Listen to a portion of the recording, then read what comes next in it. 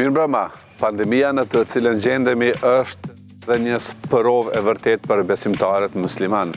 Nga pasojat e saj prekën 3 nga 5 shtyllat e besimit islam.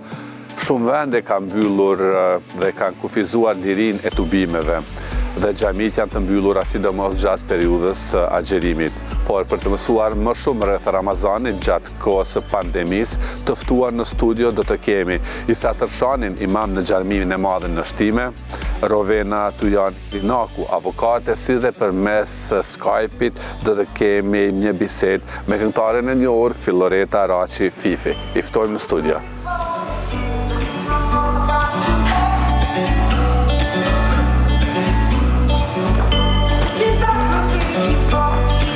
Përshëndetje mi servër. Mirë se erdhët Danika. Deri sa të reatohen të ftuarit tanë në karige, ne do ta shohim materialin që kemi përgatitur dhe pastaj sërish kthehemi në studio.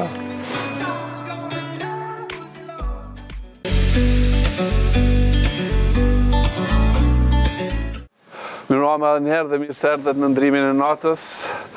Kemi hyrë në muajin e shajt të Ramazanit, edhe në fakt është një nga ngjarjet më të rëndësishme të vitit për besimtarët musliman. Mirë po, çfarë do të thoni ka muaji i Ramazanit, sidomos në këtë kohë pandemie? Po filloj me juve, zot imam.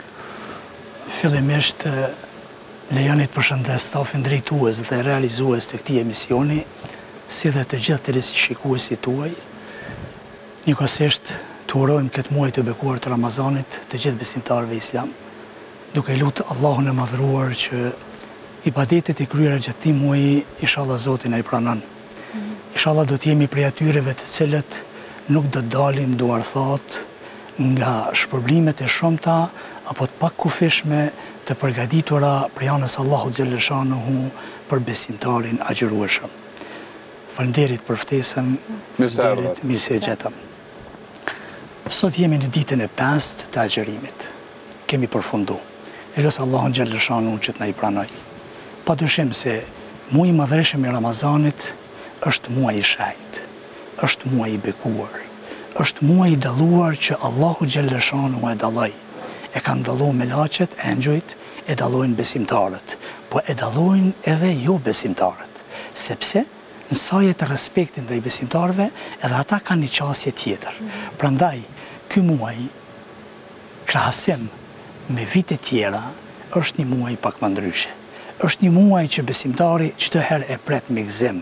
Ky vit, me caktimin e Zotit, ndodhi pandemia, edhe jemi me zemër të thyer realisht, nuk e kemi atë kënaqësinë, apo nuk e kemi, që thot populli, lezetin e Ramazanit. Pse? Çka është ndryshe këtë vit? Përveç se po qëndrojmë në shtëpi. Është një rregull. Ushqimi shijohet, ibadeti përjetohet. Besimtari nuk mundet dhe nuk po mundemi me përjetu këtë muaj të bekuar përderisa ne qëndrojmë në shtëpitë tona. Nuk mund të frekuentojmë xhamit. Nuk mund të shkojmë në për iftare, nuk mund të vizitojmë të tjerët, sepse nëse e bëjmë një hap të tillë, kemi bërë një dëm më të madh. Prandaj, përjetimet e këtij ibadeti janë më të zbeta. T'ju them të drejtën.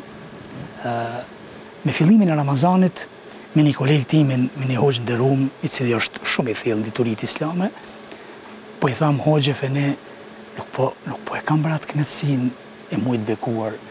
Unë jam që 27 vite imam në xhaminë e Shtimës. Edhe jemi mësu, kur të thirret ezani, xhamia me konë plot e përplot me xhamat apo me besimtar. Isha sonte e fale namazin vet. Thashi që, ne duhet të adaptohemi.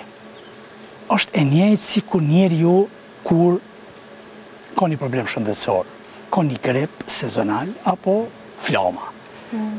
Ti ushimin e han të njëjtë, po shihen nuk e shihen nuk e ke.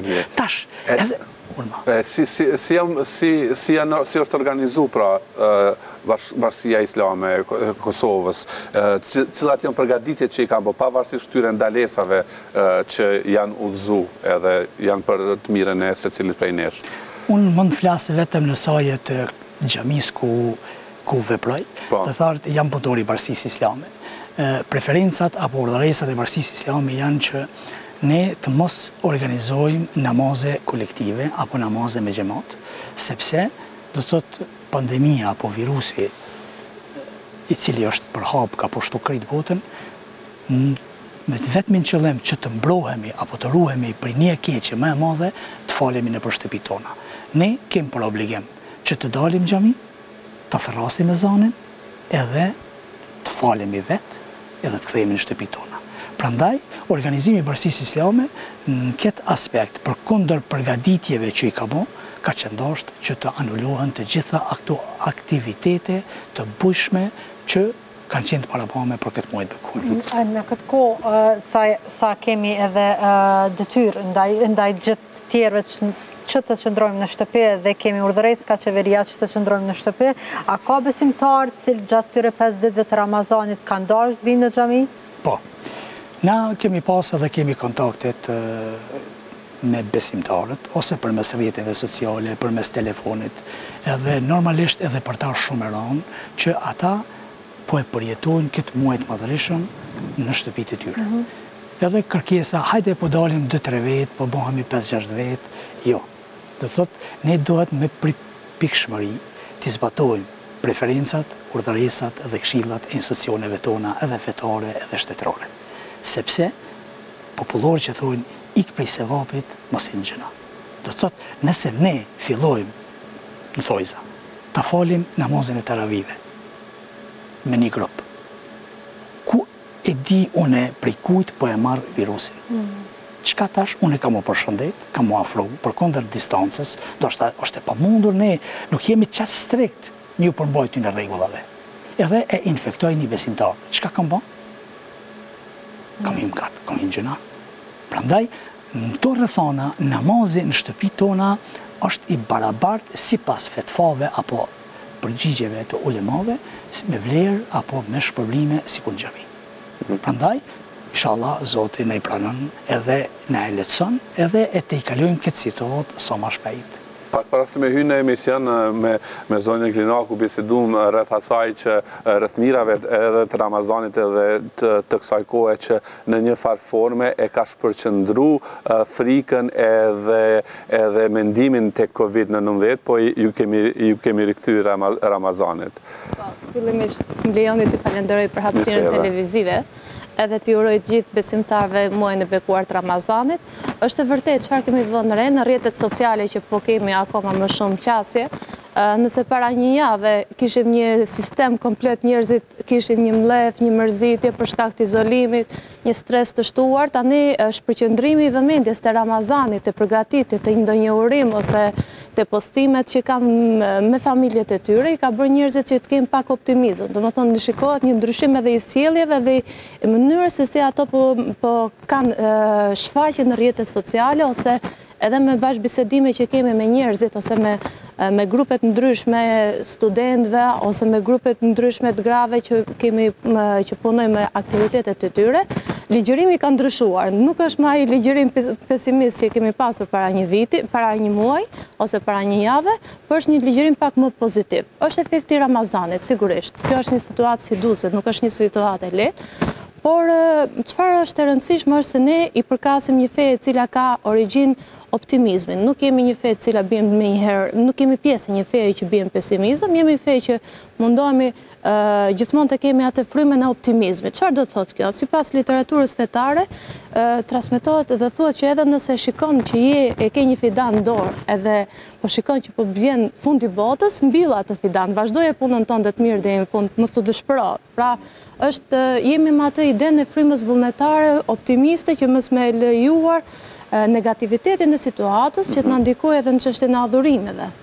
Atë si ka ndryshuar metoda e Ramazanit gjatë Covidit? Ka ndryshuar, pa diskutim. Përveç se jemi izolu? Pa diskutim që ka ndryshuar. Shumë, Covidi ka ndryshuar jetën e gjithë neve. Nuk është vetëm në Kosovë, apo në Shqipëri, apo është një situatë që ka ndryshuar jetën e gjithë njerëzve në mbar botën.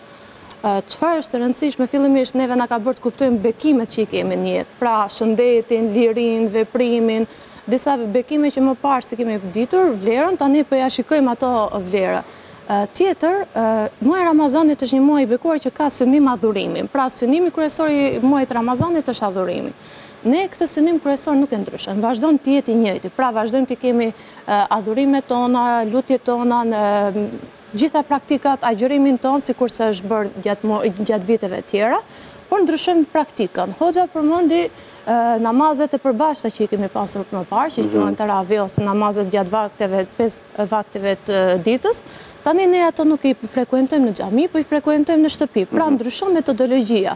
Nëse më parë kemi patur, po mendoj, iftaret e përbashkëta, kur flas iftaret është momenti kur neve ham në akşam, atëherë kemi pasur përbashkëta me shoqëri, me të afërm.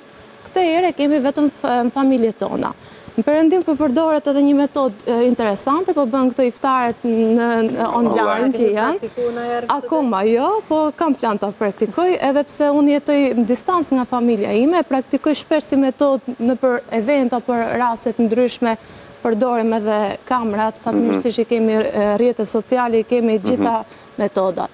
Pra ndryshon vetëm metoda se si neve po veprojmë. Por kjo nuk e ka, sigurisht nuk e ka atë emocionalitetin. Përse nuk e ka emocionalitetin e njëjtë? Sepse neve jemi një fe sociale e cila kërkojmë bashkëveprime me njerëz, nuk jemi një fe individuale. Është bërë tentativ shumë herë që të mendohet që feja islame është një fe e cila është individuale. Për shembull është keq trajtu tema e përshëndetjes me dorë. Pse po përshëndesim, pse s'po përshëndesim me dorë, një grup përshëndet, një grup s'përshëndet, dhe duke i etiketuar njerëzit si ekstremista mbas kësaj situate.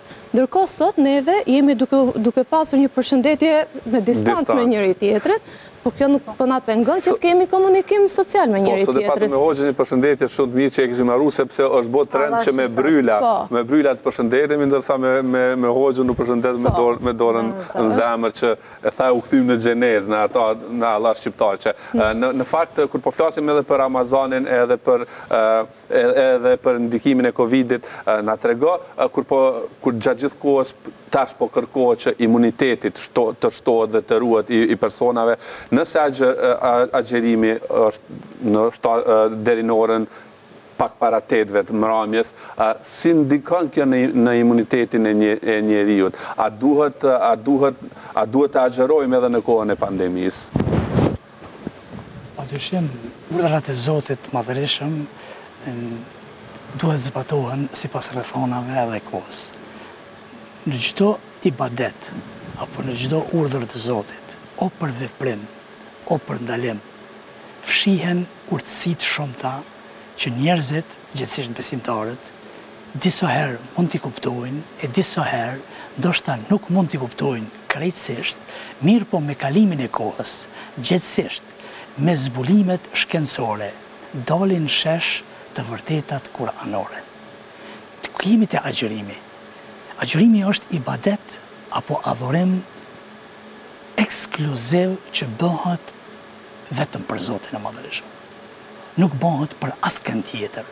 Prandaj edhe ndikimi i agjërimit te personaliteti i njeriut, në veçanti te besimtari, ka ndikime shumë dimensionale. Ne mund t'i qasemi në aspektin shpirtëror, në aspektin trupor o fizik, edhe në aspektin shoqëror edhe social. Të thot të agjërimi, çka në aspektin shpirtëror? Thot pejgamberi a.s. me një hadith, me një thonjë ti, që Zoti Madhërisëm ka thonë, në çdo punë e birit të Ademit është për te, me përjashtim të agjërimit. Agjërimi bëhet për mua dhe unë shpërblej. Kështu thot Zoti. Pse nuk ka thonë për namazin, pse nuk ka thonë për haxhin, pse nuk ka thonë për zeqatin, që është punë e Zotit. Mirë po, nuk ka mundësi që ti të falësh edhe mos shet dikush. Ose ti të japësh zeqatin. Të paktën nëse nuk e din anëtarët e familjes, ai marrësi e din. Kush e din sot a kemi agjëru apo s'kemi agjëru? Unë mund të paraqitem që kam agjëru, ndoshta kam pas arsye mos me agjëru. Unë mund të them që nuk jam agjërueshëm, por realisht jam agjërueshëm.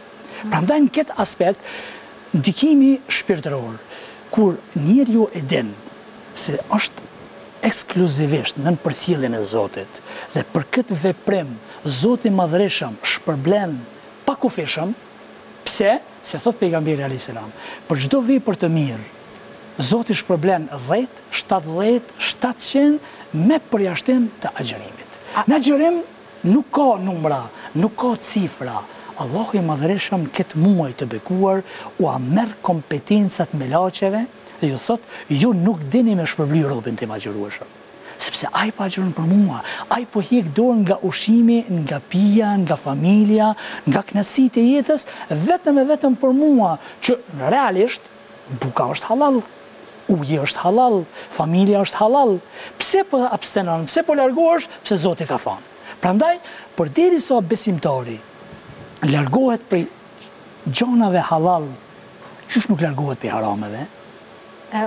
Gjatë kësaj kohe kemi mbi 700 të infektuar me COVID-19. Këta persona, sipas fesë, a duhet të agjërojnë apo jo? Kjo është çështje që duhet pyeten mjekët, infektologët. Nëse agjërimi ndikon përkeqësimin e gjendjes shëndetësore, ata nuk agjërojnë, sepse kushtet apo të rregullat e agjërimit, kush lirohet për agjërimit, është ismuti. Ismuti. Tash kush është ismut? Vlerëson mjeku apo personi kompetent, jo une. Tash, unë nuk mëj me thonë ti e ki të lejume ose se ki të lejume. Kush e ka të lejume? Ismuti, udhëtari, plaku që është I shtym në moshë thellë. Pse udhëtari? Sepse do thot udhëtimi është I ranë. Ai cili kalon mbi 81 kilometër e ka të lejume. Kështu është precizuar 81 kilometër? Po, është e Pse bash 81 kilometër? Ku qëndron kjo 80 kilometër she? Po këto janë rregulla që ka para po shariati. Tash pse atë unë nuk e di. Shariati apo Kurani? Jo, shariati është ligji I cili nxirret nga Kurani dhe hadithi thonjit e pejgamberit alayhis salam. Sepse Kurani shpjegohet me thonjit e pejgamberit alayhis salam. Nuk ka mundësi njeriu nëse e anashkalojmë hadithin apo thonjen veprimet e pejgamberit alayhis salam, ne nuk jemi në gjendje ta kuptojmë Kur'anin. Sepse është fjalë e Zotit. Do thotë përpos që është fjalë e Zotit, sot dush me ka njeriu I thellum shkencat islame, pa ndihmën e shpjegimeve të pejgamberit alayhis salam, është e pamundur që të shpjegohet. Gjatë kësaj kohe, së paku deri më tani është informuar që pelegrinazhi I haxhit është anulu. Çfarë do të thotë kjo për juve si besimtar që të jeni dëshmitar kur haxhi ndalohet këtë vit? Përderisa rrethonat, vetëm edhe një fjali po e tham. Patjetër. Te çështja e izolimit, sepse feja nuk është ngarkesë për njeriu në veçanti për besimtarin. Feja është lehtësim, është zgjidhje. Thot pejgamberi alayhis salam, nëse më dëgjoni që me një vend ka smundje ngjitse, mos shkoni. Nëse ju ka rastis t'jeni aty, mos dilni. Tash Ka shumë njëjtat që sot po aplikohen. Tham kushtimisht, sot po aplikohet dhe po jetësohet thonja pejgamberit alayhis salam. Institucionet e relevante, gjithsesi shkencore, shtetërore, fetare, të gjithë janë tokë së bashku, qëndrimi apo vetë izolimi në shtëpi, sepse mos të infektohen të tjerët. Çka kanë fajt të tjerët nëse unë jam I infektuar? Po, pyetja ishte për juve si besimtar. Si besimtar. Të çështja Çish u ban mundje kur e dini që këtë vit s'ka më pas. Ndjenjat është diçka tjetër. A kemi obligim, do të thotë automatikisht rrethonat e krijuara ty të zbresin apo të përjashtojnë prej obligueshmërisë së haxhit. Apo ismuti, apo gruaja e cila është azan, apo ai I cili është në udhëtim, fëmiu e kështu me radhë, do thotë nëse I ka këto kushte, ai nuk e ka obligim, nuk e ka farz me agjë Ramazanin. Ata të cilët kanë pasuri, mirë po Ministria e Haxhit të Arabisë Saudite vendos që si vjet nuk ka haxh, këtë vit do thotë bjen obligueshmëria e haxhit. Dëshira, përjetimet janë të pashuara, nuk ka koment, mirë po rrethonat janë tilla. A ka ndodhur më herët me u anulu haxhi sigurisht se këtë vit? Nuk e di. të thëmë drejtë. Gjatë historisë ka ndodhur disa herë më anullu me sa pash, sa lexova që nuk është anullu as gjatë gripit spanjoll në vitin 1918. Jo, gjatë gripit spanjoll atë sa lexova, tash nuk e di sa është informacion i saktë, me qenë se nuk ishin punime shkencore, por ishin artikuj. Du me pyet zonjën Klinako, e përmendi më herët që po bëjmë iftare vetë, do të thotë me familjet. A është kjo hera parë që për juve personalisht që nuk keni shku në Tiranë të bëni tek familja jote iftar? Po, është vërtet, është hera parë që ndoshta 30 ditë e Ramazanit jo, por gjatë këtij 30 ditore kemi pasur mundësinë dhe kënaqësinë të shkonim dhe në familjet tona. Kjo është një privim që e kemi, nuk mund të shkojmë në Shqipëri, por sigurisht fatmirësisht fal teknologjisë, jetës digjitale që po jetojmë mundemi me komuniku gjatë gjithë kohës, nuk është e njëjta, sigurisht. Kur nuk e kontaktin fizik me njerëzit tu të dashur, nuk është e njëjta. Por çfarë po ndodh me iftaret, nëse më parë kemi pasur këto iftare të përbashkëta, nuk duhet kuptuar në kuptimin fizik, thjesht iftaret përbashkëta, në kuptimin është më shumë social, sepse ne po takohemi, po shikojmë me njëri tjetrin, është një takim vjetor, është një rituim vjetor e cila ndikon shumë pozitivisht. Në atë kohë ti shikon se si vazhdon jeta mes njëri tjetrit, jo vetëm me familjarët të afërt, po edhe me rrethin pak më të gjerë. Prandaj është e vështirë. Është e vështirë për mua që s'kam shkuar këtë muaj, është e vështirë për ata që jetojnë akoma më larg, që kanë një kohë më të gjatë për të afruar me familjen e vet. Por çfarë është e rëndësishme? Sikurse e përmendi dhe Hoxha, organizata botërore e shëndetësisë ka dhënë këto urdhëresa. Përderisa organizata botërore e shëndetësisë ka thënë që nuk lejon udhëtimet, nuk lejon gjitha, por në të njëjtën kohë nuk e ka thënë në asnjë moment që agjërimi është i dëmshëm për shëndetin e njeriut. Madje ka lejuar agjërimin, e ka dhënë atë vendimin e tyre që agjërimi nuk është i dëmshëm për njeriu, madje lejohet, thjesht ka dhënë disa instruksione se si mundemi që ky agjërim të jetë i shëndetshëm për njeriu. Unë sigurisht mund të them ushqimi i shëndetshëm, përgatitja, konsumimi, këto sigurisht një dietolog mund ta shpjegojë akoma më shumë, po është ideja që të jemi të ushqyer mirë, sepse agjërimi nuk është përjashtimi nga ushqimet, thjesht përjashtimi një kohe të caktuar nga ushqimet. Kemi dieta shumë të rrezikshme që e vështirësojnë jetën e njeriut më shumë se sa agjërimi. Qëndrimi në shtëpi për 24 orë, a e bën një besimtar që ta ketë më shumë mendjen tek ushqimi ose ti shikoj orët derisa po bëhet iftari, sepse kur je jashtë mund të jesh në punë, të kesh kontakte me njerëz të tjerë, por je vetëm në shtëpi. Tash, je me familjarët, po qëndron brenda për shkak të izolimit?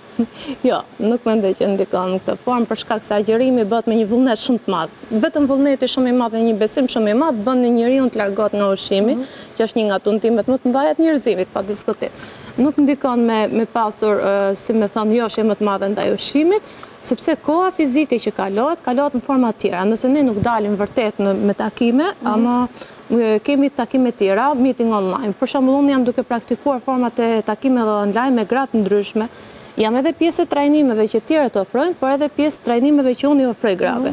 Në ato trajnime dhe në këto meeting që përdoret me aplikacionet jo Zoom ose në Skype që i përdorim, janë gra nga shumë shtetet botës, janë shqiptare, shqipfolce që ne bisedojmë temat ndryshme, qofshin fetare apo sociale.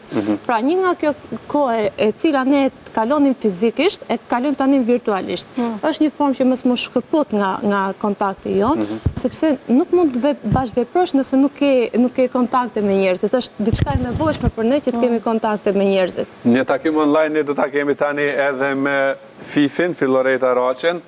Përshëndetje, Fifi. Dini qëshje? Si a je mirë? Mirë, qa. Që shpikalon këto ditë të karantinimi? Fifin nuk e kemi shumë largë, është në Shqiptari, në Shqipëri, në Tiranë, mirë po prapë këto ditë të Ramazanit është duke i kaluar largë nga familja të cilën ne po e zhvillojmë edhe këtu bisede. Nuk di sa patë mundësimin atë dëgju këto minuta deri sa ishim në studio.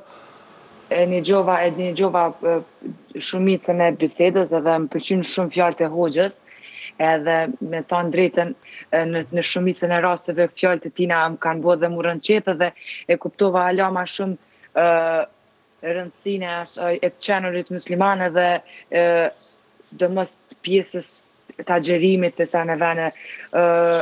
Nuk është mirë me kallëzu njëri kur agjerën nëse që apo dione, po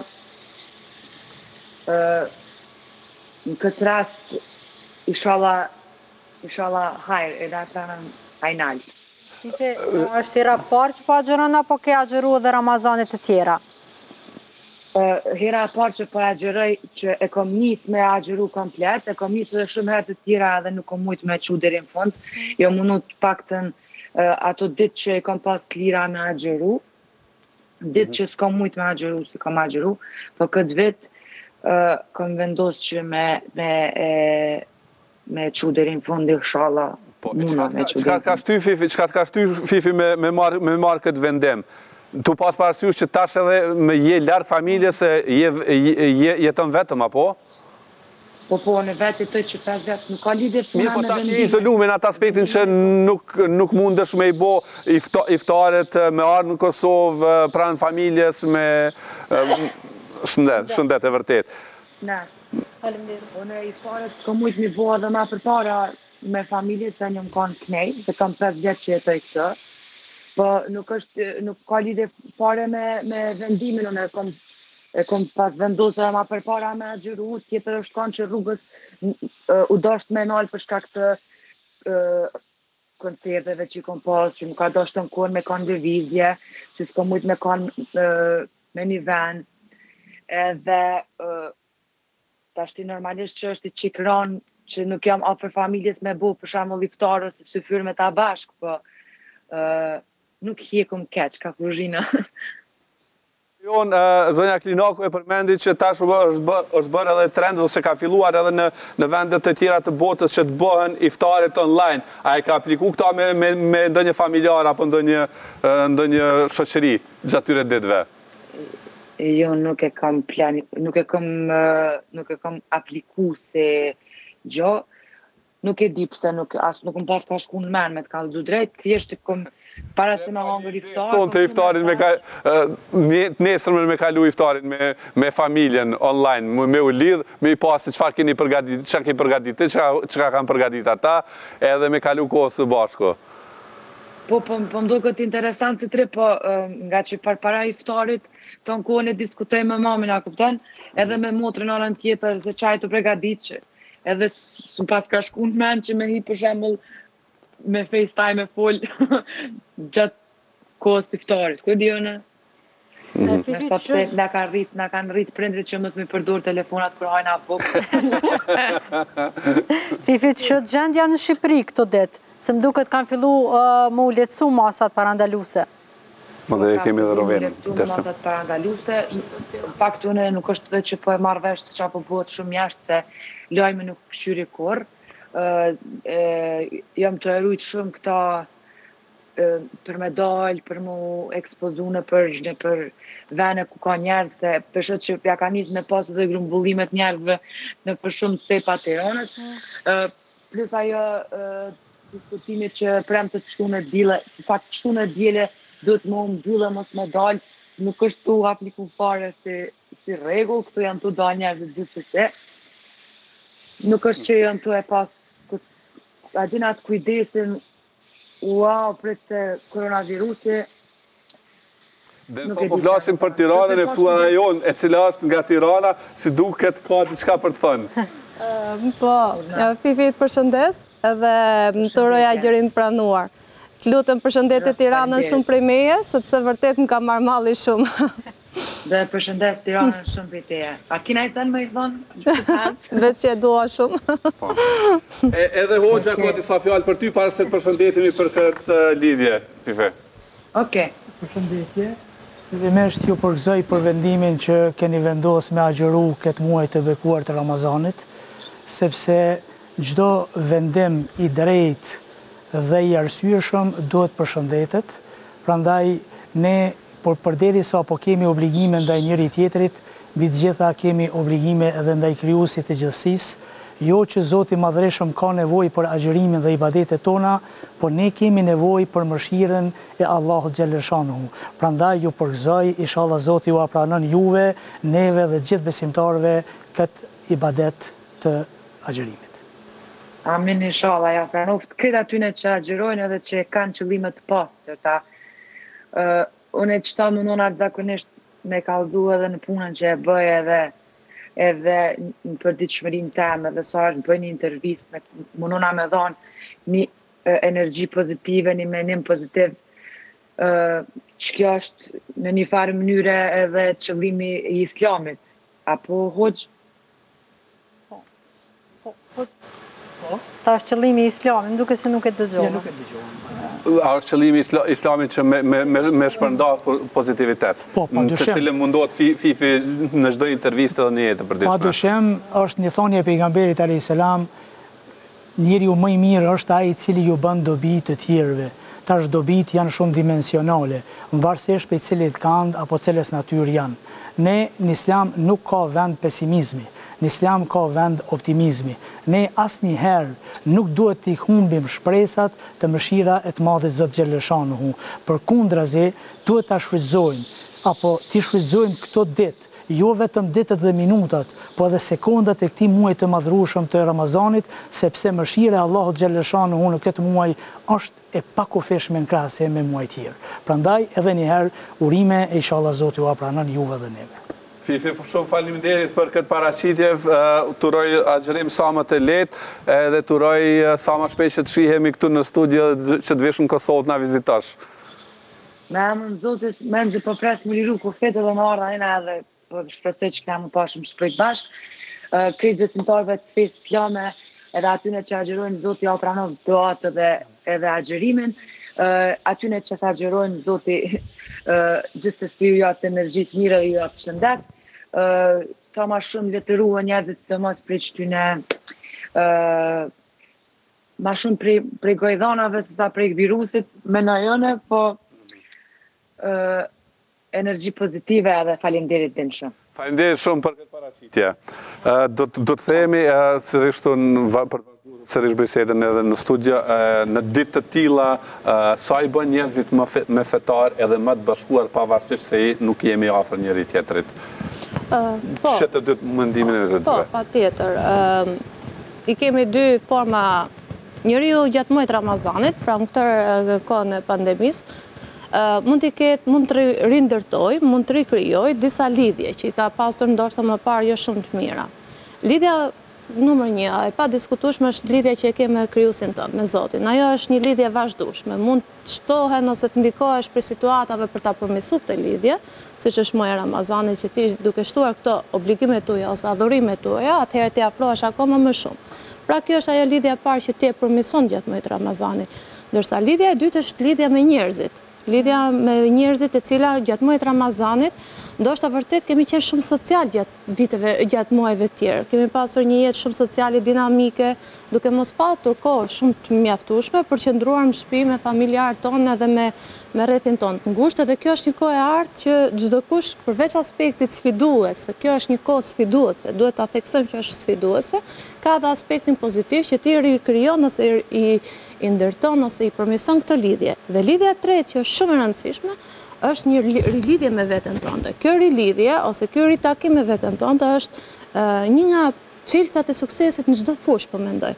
Sepse nëse gjatë vitit ti ose gjatë gjithë jetës ke pasur disa momente që ke parë, që ke dështuar, ke pasur sfida, nuk je në performancën e duhur, ndoshta ky është momenti që të mendoj.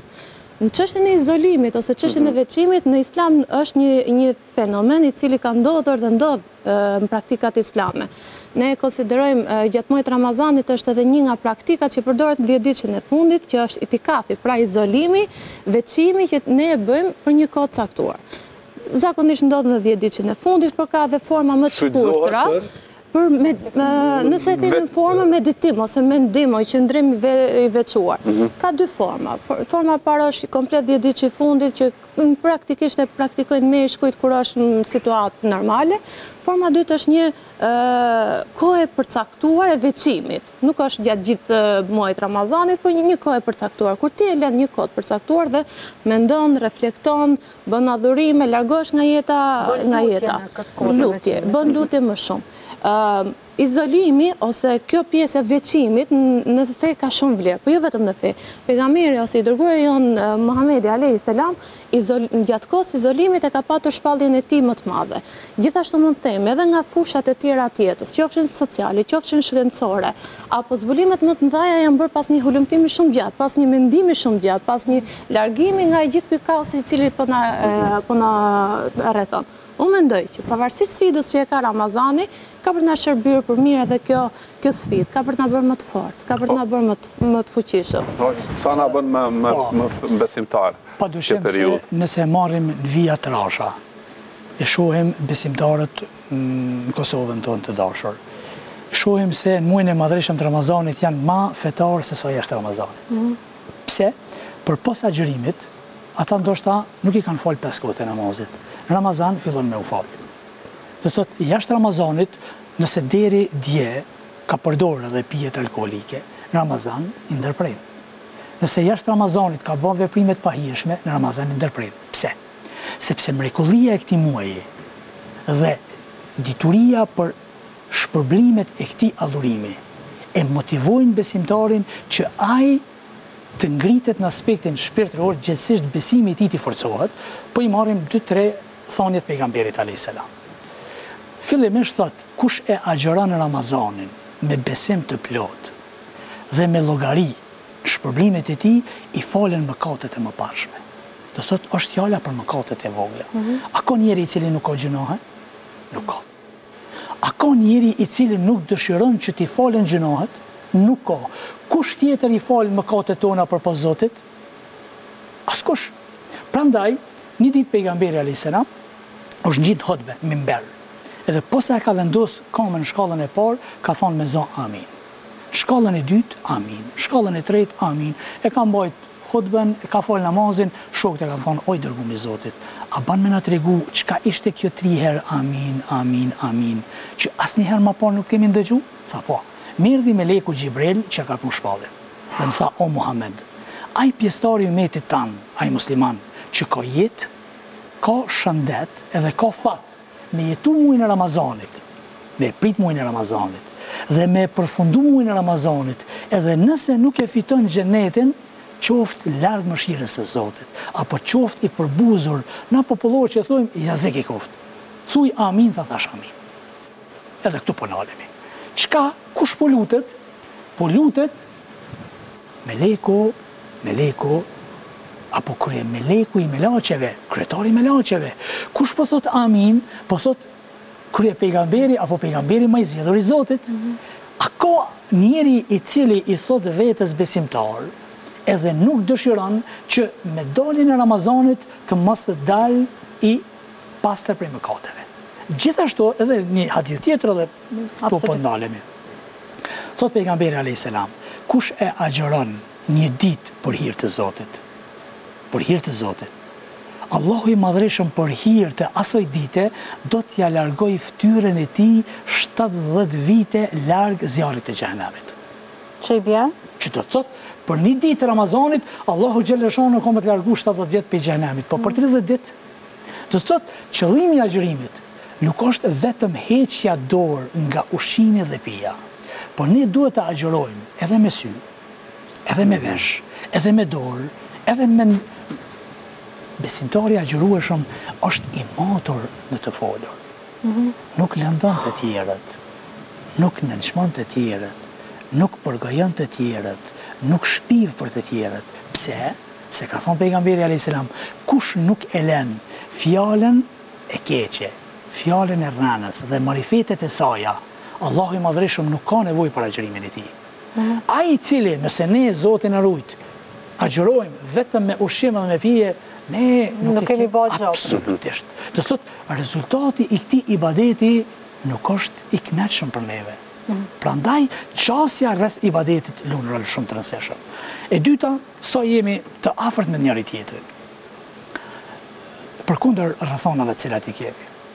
Edhe ata të cilët fare nuk kanë agjëruar, kanë shkuar në iftar të afërmin. E ka thirrë në iftar të afërmin, e ka ditë që s'ka agjëru, thot po thirrën në iftar. Do thot takimi, e tha zonja, nuk është qëllimi i ushqimit. Është qëllimi i komunikimit, është qëllimi i socializimit, është qëllimi i thjesht i shprehjes botkuptimeve, problemeve që kjo nuk peshohet, sepse nëse ne kemi një qasje reale ndaj familjarëve, problemet do të jenë shumë të vogla. Populorët që thonë sa më larg syve, qaq ma Ma larg zemrës. Muaj i Ramazanit është edhe muaj i solidaritetit edhe i humanizmit. Si të ndodhin vitrat, me qenë se minutat shumë shpejt përshkojmë pothuajse jemi gati në fund të emisionit. Si të ndodhin vitrat? Vitri është detyrë e besimtarit që agjërueshëm edhe për atë i cili nuk agjeron.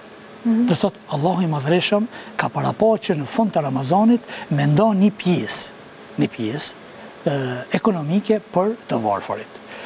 Çka është kjo? Kjo është pastrim për agjëruesin, sepse nuk ka njeri në këtë dunja i cili gjatë një muaji Ramazan nuk ban ndonjë lëshim, ose nuk sheh haram, ose nuk dëgjon haram. E çka është me po haram?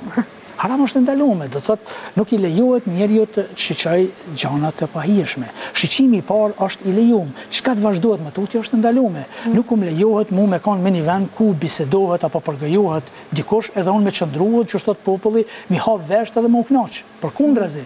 Do thotë ne besimtari është vëlla i besimtarit. Besimtari është pasqyrë për besimtarin. A kam dëshirë dikush të flet keq për mua? Jo, pse unë të flas keq për dikan?